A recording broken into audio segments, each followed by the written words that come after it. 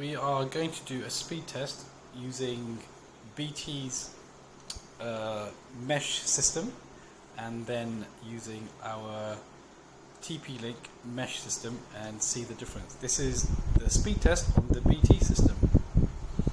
We are connected into a Wi-Fi network.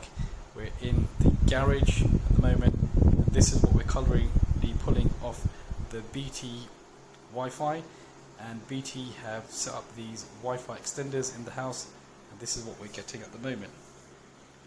Shortly after, we're going to change this and do a test on the mesh. So now you can see we've got 7.22 with the BT network. Let's just stop there. Let's change the network to, we're going to change it to our mesh network here.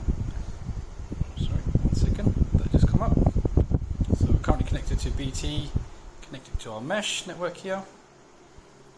It's connected. Let's go back again, and let's run our speed test now.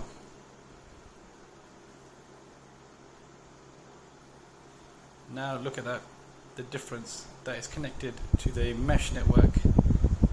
We've gone from 7 meg to 40 odd meg.